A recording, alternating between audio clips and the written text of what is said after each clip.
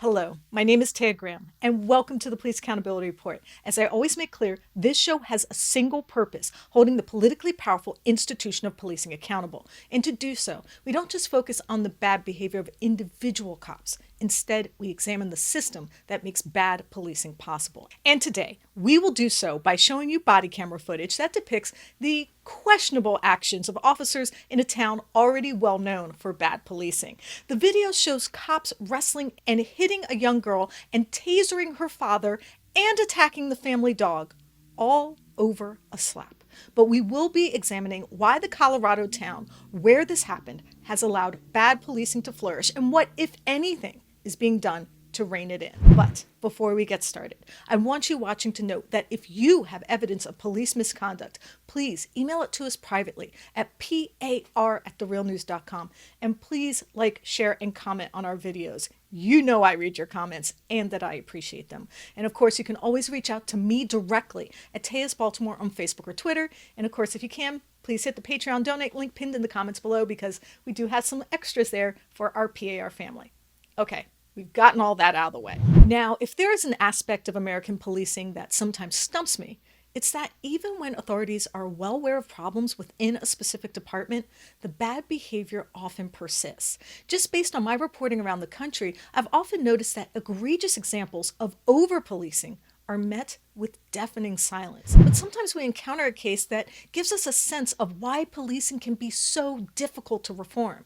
In other words, occasionally a case is so appalling, it exposes the real problem driving bad policing in so many of our communities. And what the case I'm about to show you reveals is just that. A truism about American policing that gets lost in all the rhetoric about law enforcement that Americans are subjected to on a daily basis. But before I get into the details of the story, I'm going to make a statement that goes against all the rhetoric about law enforcement you hear every day from breathless politicians. It's an assertion that I will back up with specifics.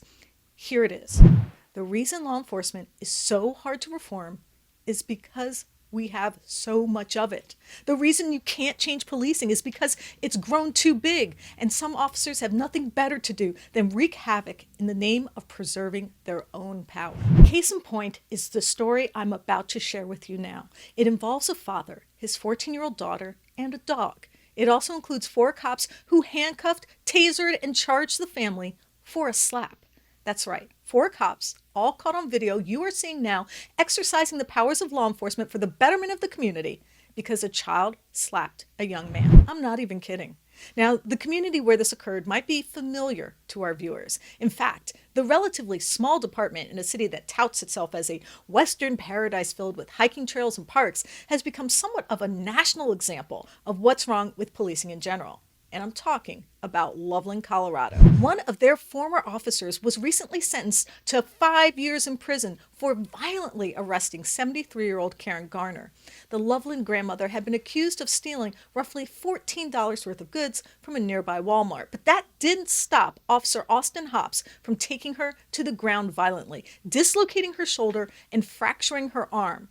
All of this for a woman suffering from dementia and completely unaware of why she was being arrested in the first place. And of course, just recently we covered the illegal arrest of a man for a DUI who actually blew a 0.00 during a sobriety test, but Loveland cops decided to arrest him anyway. Loveland police eventually forced the man to take a blood test, which also came back negative for all impairing substances and is now the subject of a civil rights lawsuit. All of this, including the public attention focused on the department, thanks in great part to civil rights lawyer Sarah Shelkey, who we will be speaking with a little later, would perhaps prompt the department to get its act together. I mean, the series of videos made national news, so logically, one would think that leadership there would right the ship, so to speak. Well, that's not what happened.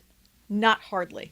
As you can see in this video we are showing you now, the Loveland Police Department has yet again brought us another questionable arrest. Their target this time, wait for it, a 14-year-old girl. Her crime, domestic violence. Now, just a quick word on domestic violence before I proceed. It is a very serious crime committed by both men and women alike, and it should be investigated and dealt with by police post haste. But I think you'll see as I unpack the facts here, this is not a case that needed 4 officers, a taser, and animal cruelty to mitigate. The story starts in a grocery store parking lot in Loveland. There, a 14-year-old girl had a fight with her boyfriend, allegedly over cheating. The disagreement culminates in a slap, with the young girl slapping her 18-year-old boyfriend and then leaving the scene. But this relatively minor altercation was witnessed by a Loveland City police officer, and instead of just writing it off as a harmless dispute among children, or perhaps considering that he needed to get the parents of both teenagers involved in resolving this, he decided to investigate to secure an arrest. And not only that, since he was training a fellow officer, he enlisted him as well to join in. The police approached the young man, but he told them the slap did not harm him, so he declined to press charges. But undeterred, vigilant detectives began questioning other witnesses. Soon they built an airtight case and decided to charge the young girl with domestic violence. This despite the fact that the victim had said the slap caused him no injuries or pain. So not one, not two, not three, but 4 Loveland police officers decided to hunt down the 14-year-old girl and arrest her. So they showed up at her home where she lived with her father, and then started banging on the door, searching for the criminal. Let's watch.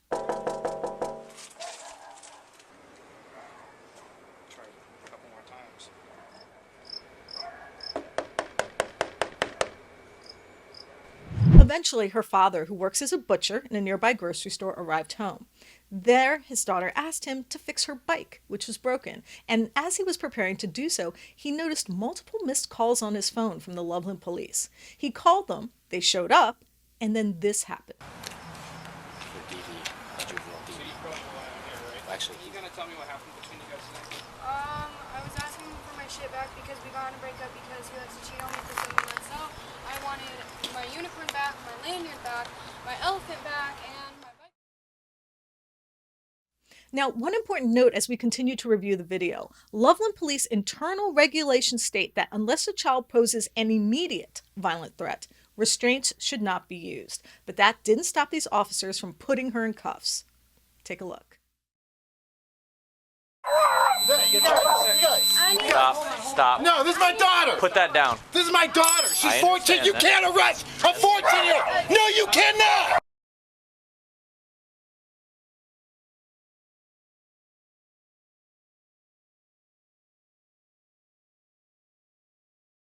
Now, like any father watching his daughter being manhandled by 4 grown men, it was simply too much to take. So he tried to intervene. And how did the Loveland cops respond?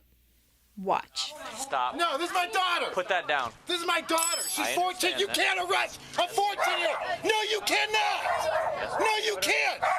Bullshit.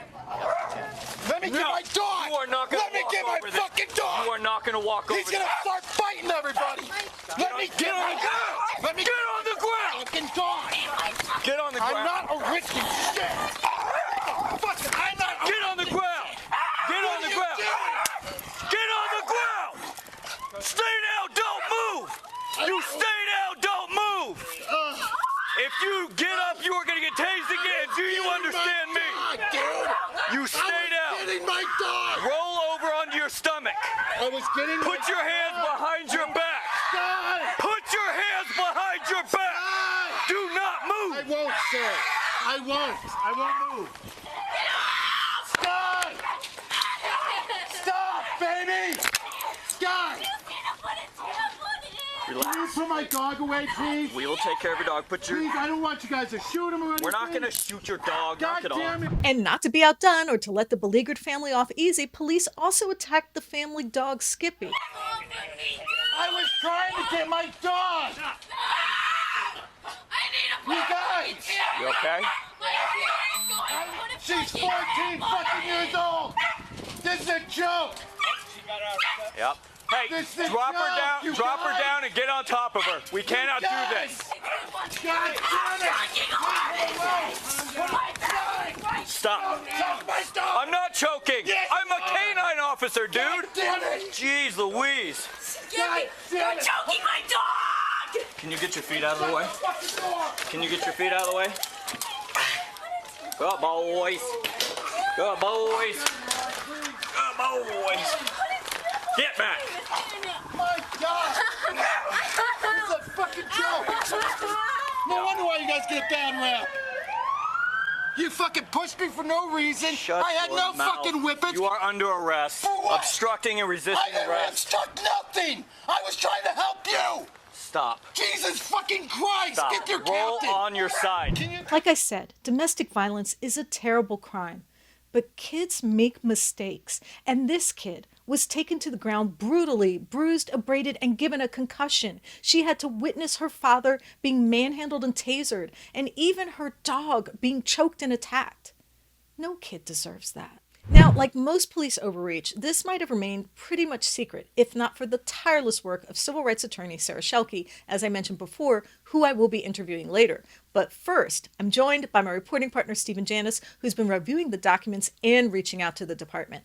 Stephen, thank you so much for joining me. Tay, thanks for having me. I appreciate it. So you've been reviewing the lawsuit and related documents. What stands out to you? Well, what stands out to me that I think is really interesting is the fact that the lawsuit cites and alleges that there were quotas, and quotas might have been behind this arrest, that every officer knew on the Loveland Police Department that they had to make 10 arrests a day, if not more, and the more you made, the more beneficial assignments you got, the more overtime you got, and the better shifts. So it's clear that this was incentivized policing and the problems we talked about continuing on the show, that you can't incentivize law enforcement. See, that's interesting. We found very similar evidence from the illegal DUI arrest, right? Yeah, absolutely. I mean, they were giving trophies and awards for making arrests, DUI arrests. One of the reasons we covered a DUI arrest where a man actually blew a 0.0 and still got arrested.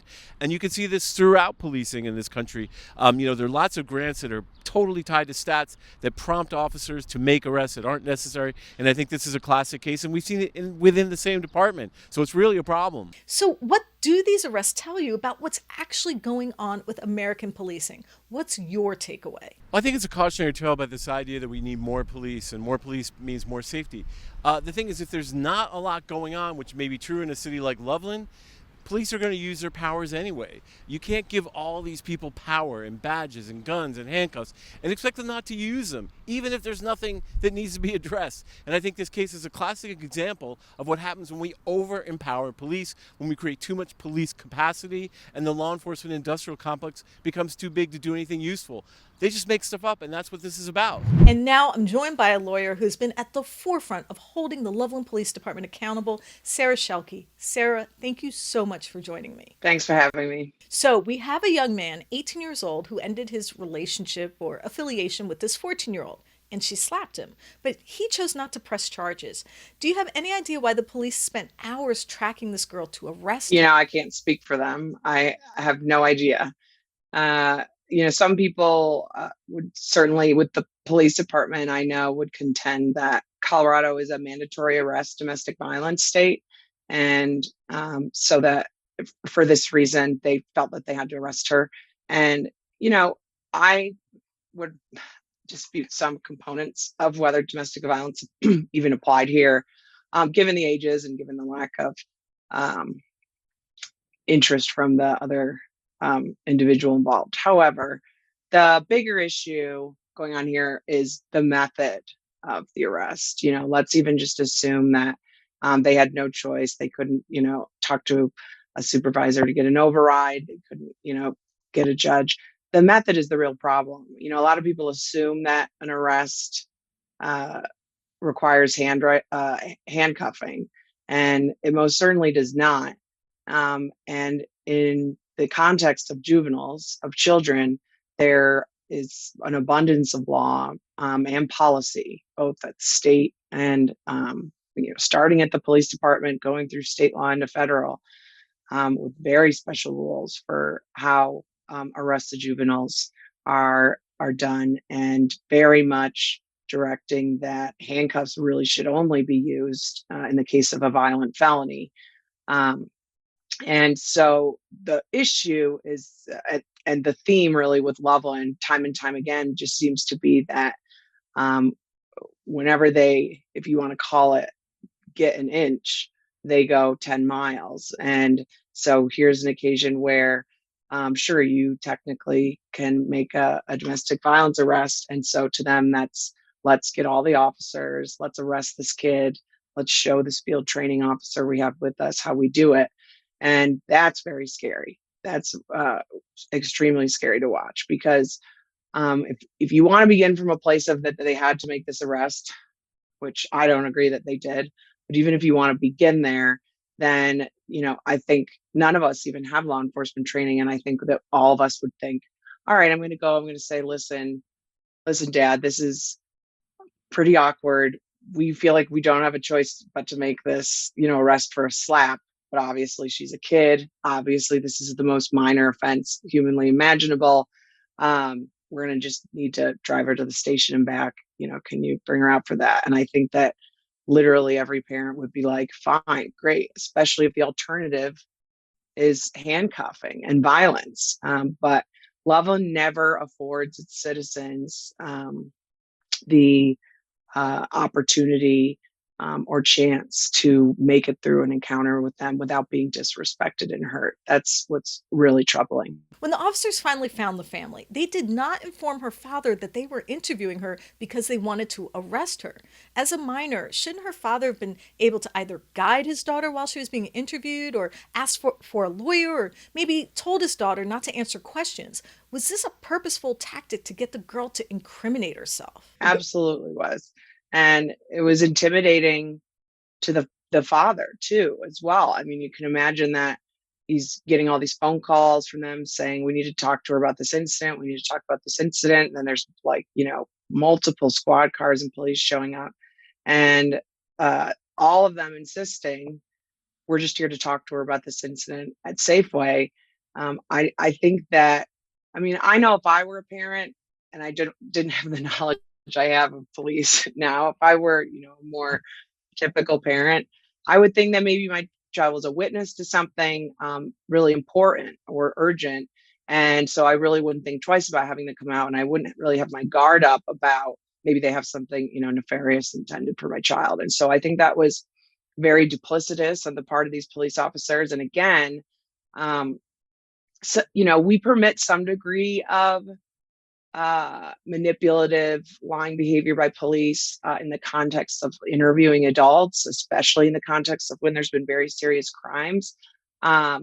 Those sorts of ends, at least for us as a society, can start to justify the means.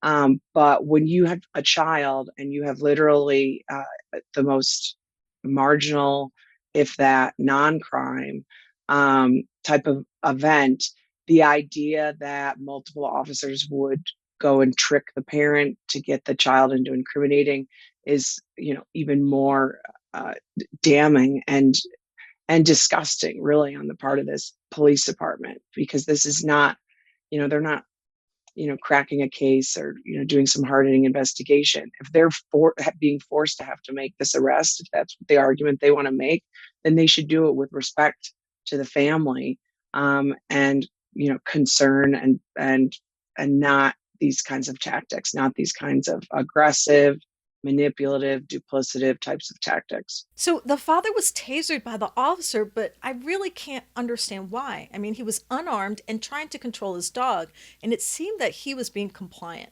What is really happening here? What you explain seeing is what I see, and what anybody who isn't interested in inflicting violence on our community is seeing, right? Which is that this dad has a singular purpose, which is to keep his dog from being shot.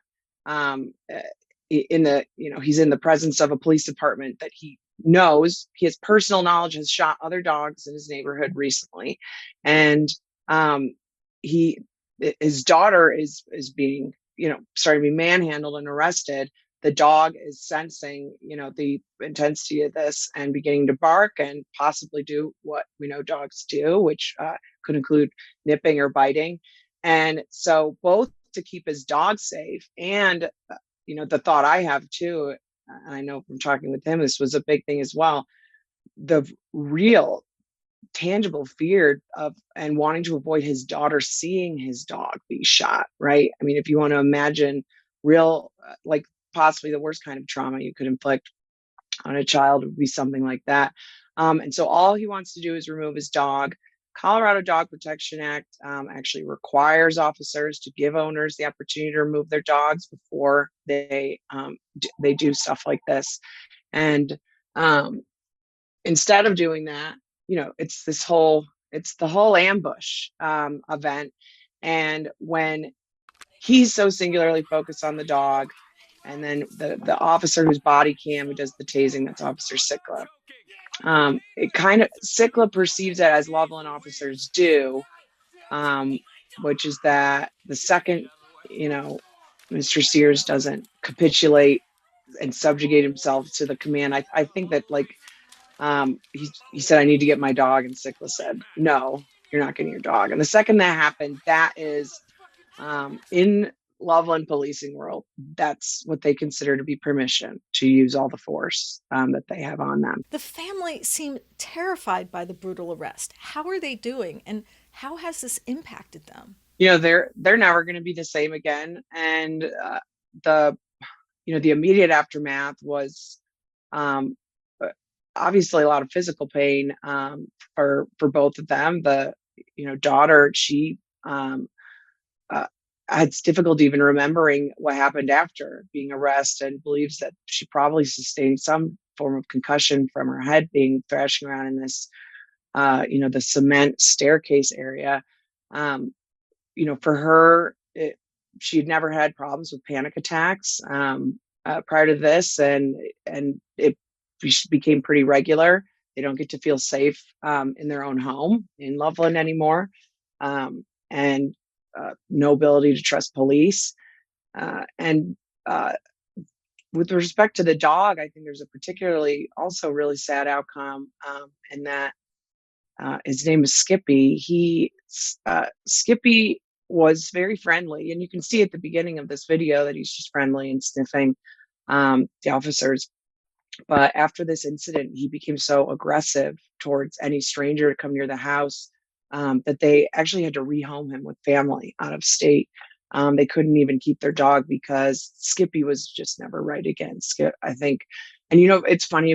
It's not funny, but it's sad if you kind of what I rewatched the videos, just keeping an eye on what Skippy was doing. I was trying to just see who he bit and when, and Skippy did a pretty heroic job here, making sure to really not bite, the daughter during this, and just going for the hands that were, the hands of these big strangers that were on her and causing her all this distress. And, it's sad, but you can certainly understand and relate for how, a Jack Russell Terrier type of dog, how this event would kind of be pretty permanently traumatic. And unfortunately for the Sears family, they weren't able to ever get their old Skippy back, and so had to send him away. So, it's scars and holes left everywhere for this family, and really foreseeable ones, to be honest. They're the type of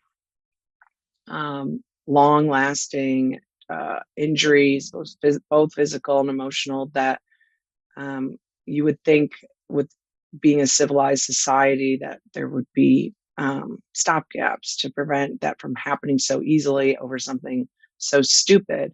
But it's just not.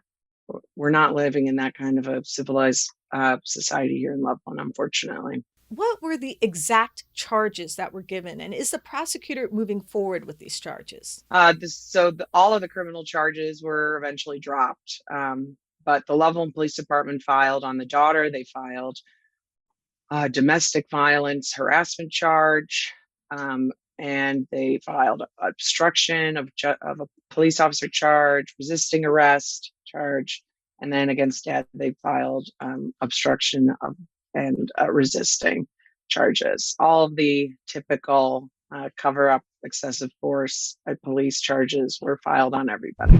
Now, I think this entire ordeal reveals an important truism about American law enforcement, that 17,000 agencies staffed by cops with guns and badges across the country suffer from a common malady. They have too much power. And that power creates two distinct problems which create the overreach which we witnessed in this case. One is the ability of police and police unions to meddle in politics to ensure cops are, practically speaking, above the law. And two, the amount of money that is breathlessly given to police without that normal and healthy process of accountability insulates them from the unfair economic system they enforce. And it's this confluence of money and politics and self-interest that has delivered us into the problematic policing we've witnessed over and over again across the country. Case in point is the fallout from the firing of an assistant police chief in Kent, Washington. Kent Assistant Police Chief Derek Camerzell got into trouble after he put Nazi insignias on the door of his office. An independent investigation found that Camerzell was well aware that the gold laurels and stars posted on his door were Nazi symbols. They also found that he mentioned Nazism to his colleagues on more than one occasion. Now, it's bad enough that an assistant police chief would surround himself with the symbology of a brutal fascist regime. I mean, you must feel pretty empowered to associate yourself with Nazis openly and embrace their iconography in the workplace without any fear of repercussions. But it's when Kent City leadership decided it was time for Camerzell to go that this story becomes even more revealing about the power of police. That's because in order to force him to resign, the city agreed to pay the former cop $1.5 million. I'm not kidding. To get this obviously obnoxious and clueless assistant chief to take a hike, the city had to hand over $1.5 million in taxpayer dollars. That's million with an M. And I want you to think about that for a second. Think about this in relation to your life or mine. What would happen to us if we went around our workplace doing something similar? How long would we last? How much would we get paid to leave? I mean, what kind of buyout would we get?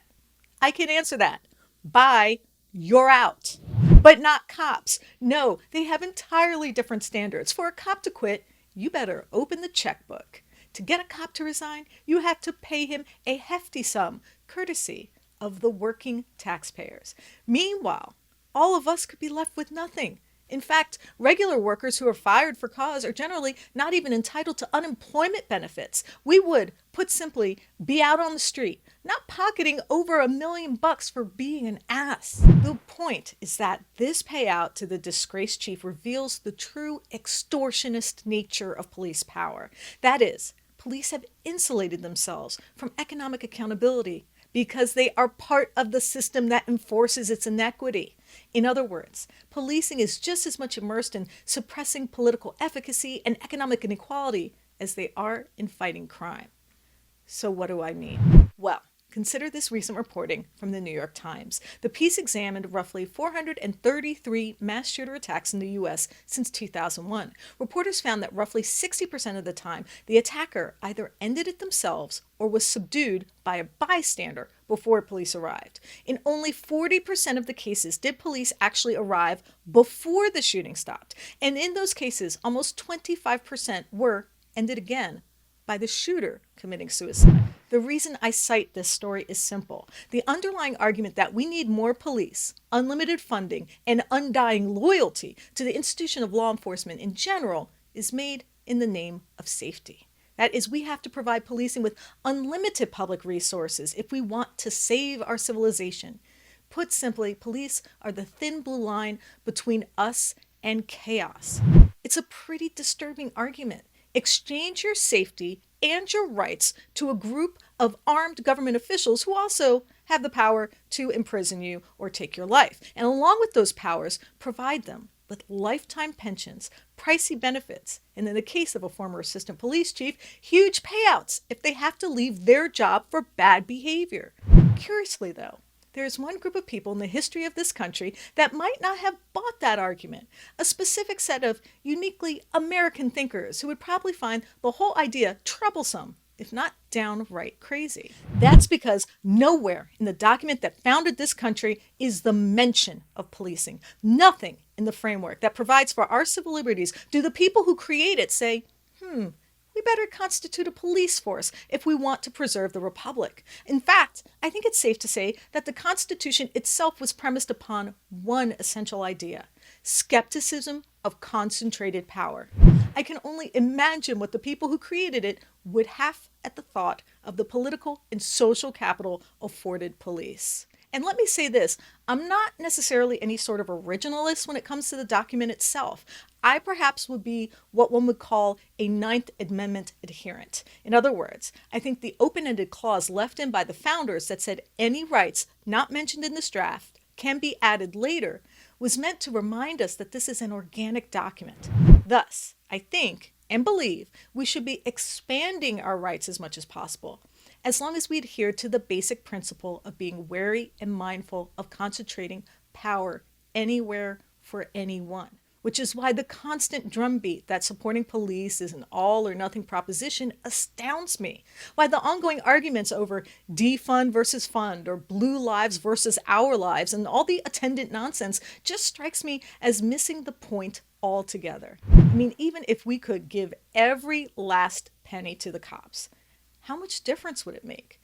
And why is the argument for or against police so focused on money and not examining the ideas that drive it? I think we can find part of the answer in the $1.5 million payout to the Nazi groupie assistant chief. Paying that amount of money to get rid of a bad cop only proves the idea that police are in fact public servants is absolutely ludicrous. The idea that acting like a jerk on the job nets you a fortune is just to me a reiteration of the fact that policing is solely about power, not safety. Power, I would add, that has been misused, abused, and otherwise misapplied. The whole idea of this country is that the power actually belongs to the people. But how can we argue that when a bad cop makes more money for getting fired than an honest, hardworking person earns in their lifetime? Answer that question, and I think you'll understand my point. I want to thank civil rights attorney Sarah Shelke for speaking with us and for sharing her work to help reform the Loveland Police Department. Thank you, Sarah. And she also has a YouTube channel at Sarah Life and Liberty Law, which we will link below in the comments for you. And if you want to learn more about police brutality in Colorado, please click here on this link for more of our reporting. And of course, I want to thank intrepid reporter Stephen Janis for his writing, research, and editing on this piece. Thank you so much, Stephen. Tay, thanks for having me. I appreciate it. And I want to thank mods of the show, Noli D and Lacey R, for their support. Thank you. And a very special thanks to our Patreon patrons. We appreciate you, and I look forward to thanking each and every single one of you personally in our next live stream. And I want you watching to know that if you have evidence of police misconduct or brutality, please share it with us, and we might be able to investigate for you. Please reach out to us. You can email us tips privately at par@therealnews.com and share your evidence of police misconduct. You can also message us at Police Accountability Report on Facebook or Instagram, or at Eyes on Police on Twitter. And of course, you can always message me directly at Taya's Baltimore on Twitter and Facebook. And please like and comment. I really do read your comments and I appreciate them. And we also have a Patreon link pinned in the comments below. So if you feel inspired to donate, please do so. We don't run ads or take corporate dollars, so anything you can spare is greatly appreciated. My name is Taya Graham, and I am your host of the Police Accountability Report. Please, be safe out there.